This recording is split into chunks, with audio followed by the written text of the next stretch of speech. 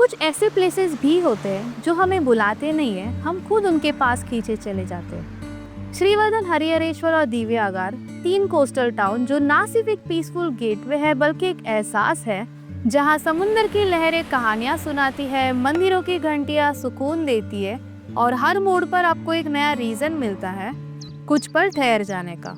तो अगर आपके पास सिर्फ 2 दिन की छुट्टी हो और दिल कर रहा है कहीं बाहर जाने का, तो ये वीडियो बस आप ही के लिए है। इस वीडियो में मैं आपको इन्हीं 3 प्लेसेस की टूर देने वाली हूँ विद कंप्लीट इन्फॉर्मेशन, लाइक यहाँ तक कैसे आते हैं, टोटल खर्चा कितना होगा, बेस्ट स्टे के ऑप्शन एंड सो ऑन। तो ये सभी चीजें जानने के लिए ये वीडियो एंड तक जरूर देखना। अब अगर यहाँ तक आप बाय पब्लिक ट्रांसपोर्ट आना चाहते हो तो सबसे बेस्ट ऑप्शन इज बाय बस। आप गवर्नमेंट या फिर प्राइवेट बस से यहाँ तक आ सकते हो, जिसका बुकिंग आप MSRTC या फिर रेड बस ऐप से कर सकते हो। अब अगर आप यहाँ पर बाय ट्रेन आना चाहते हो तो nearest railway station is Mangaon railway station, जो कि यहाँ से 50 किलोमीटर के डिस्टेंस पर है। तो आप मानगांव रेलवे स्टेशन से यहाँ तक बाय बस या फिर बाय ऑटो आ सकते हो। पब्लिक ट्रांसपोर्ट से अगर आप यहाँ पर आते हो तो आई विल रेकमेंड कि आप ट्रेन की जगह पर बस से आए, एज बस आपको डायरेक्टली श्रीवर्धन में ड्रॉप कर देगी। और ट्रेन से अगर आप आते हो तो आपको अलग से वापस एक बस या फिर ऑटो करना होगा, और जो ट्रेन का बुकिंग मिलना भी थोड़ा मुश्किल होता है। अब अदर देन दिस, आप चाहे तो अपना ओन व्हीकल लेके भी यहाँ तक आ सकते हो। मुंबई से श्रीवर्धन 190 किलोमीटर के डिस्टेंस पर है और पुणे से सिर्फ 158 किलोमीटर।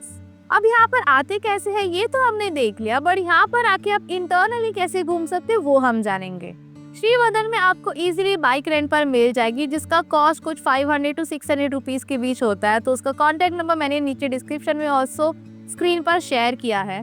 अब बाइक की तरह यहाँ पर कार तो रेंट पर नहीं मिलती, that is self driven car, but आपको कार विद ड्राइवर मिल जाएगी जो पर डे का कॉस्ट कुछ 2500 रुपीज लेते हैं। तो इनका भी कॉन्टैक्ट नंबर मैंने डिस्क्रिप्शन में ऑल्सो स्क्रीन पर शेयर किया है।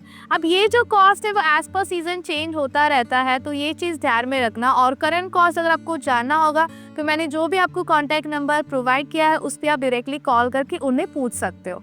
अब कार और बाइक के अलावा यहाँ पर रिक्शा का भी ऑप्शन अवेलेबल है। तो अगर आप 3 या फिर 3 से कम लोग हो तो आई विल रेकमेंड कि आप रिक्शा से साइट सीइंग करें।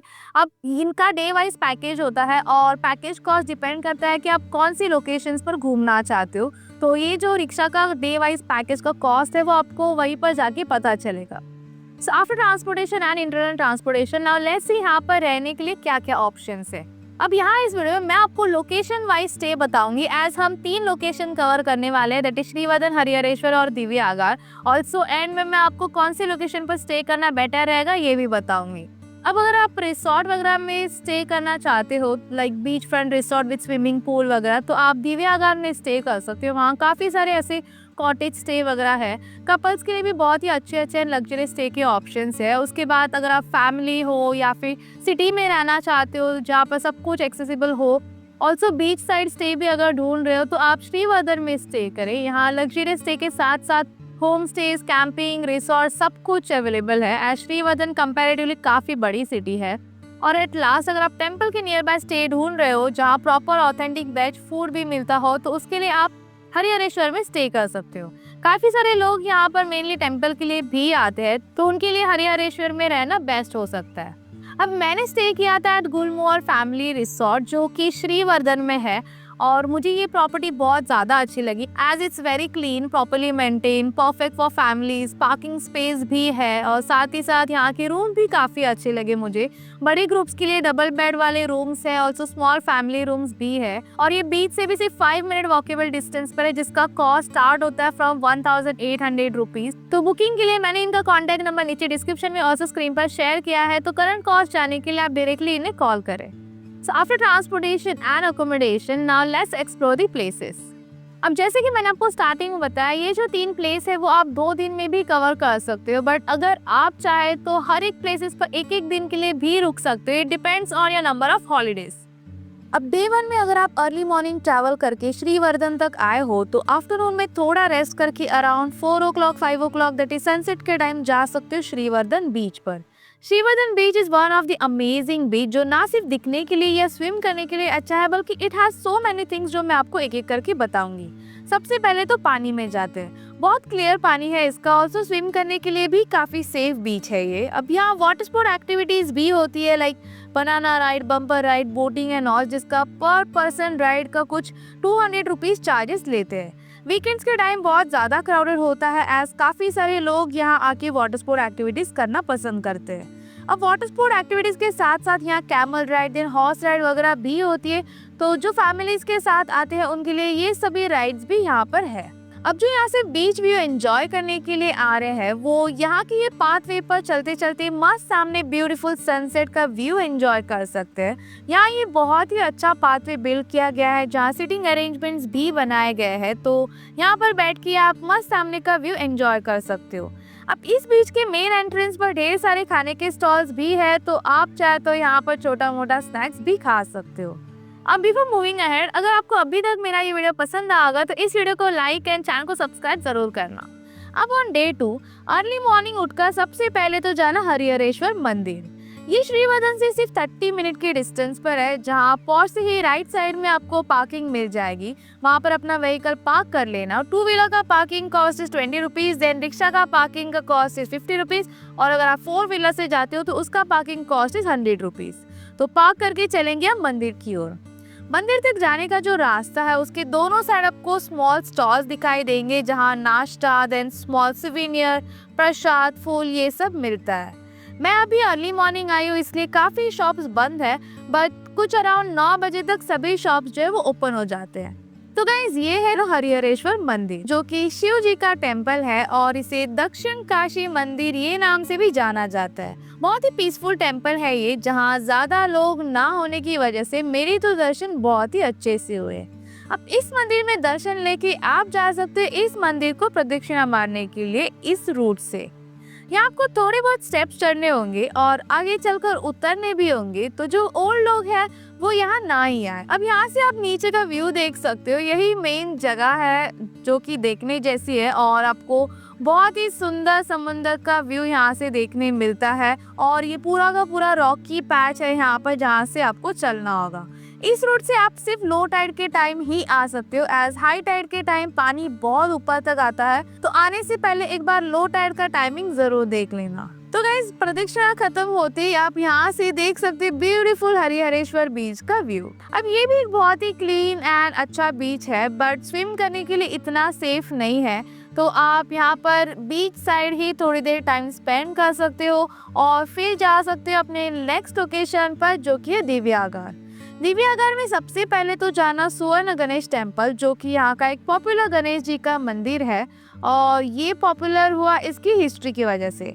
यहाँ की गणेश जी की मूर्ति एक रियल गोल्ड की थी जिसे चुराया गया था और उस चोरों ने उस मूर्ति को मेल्ट कर दिया था, बट जब वो चोर पकड़े गए तब उनसे वो मेल्टेड गोल्ड वापस लेके वापस एक बार मूर्ति को बनवाया गया, जो अभी यहाँ पर आपको देखने मिलेगी।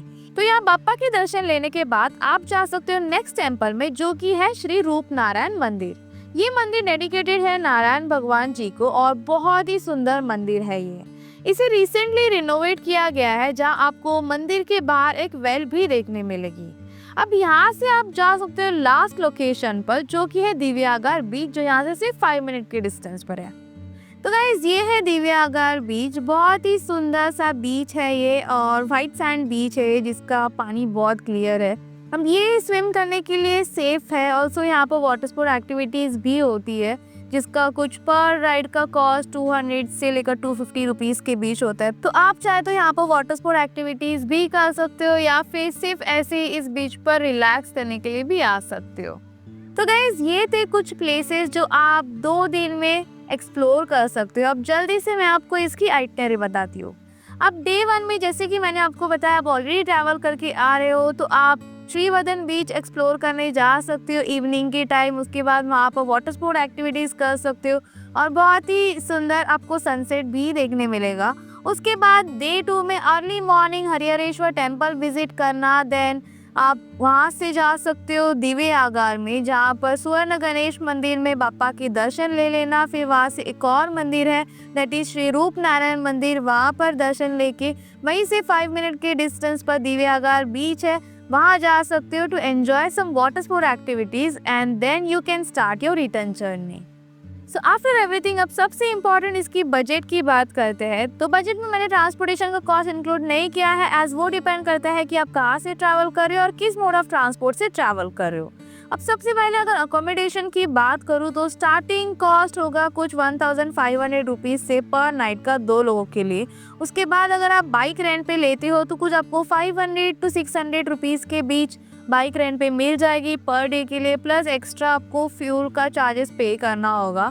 उसके बाद यहाँ पर कार तो रेंट पे नहीं मिलती, that is self driven car, तो आप यहाँ पर आके कार विथ ड्राइवर रेंट पे ले सकते हो, जिसका starting cost is ₹2500 rupees per day का।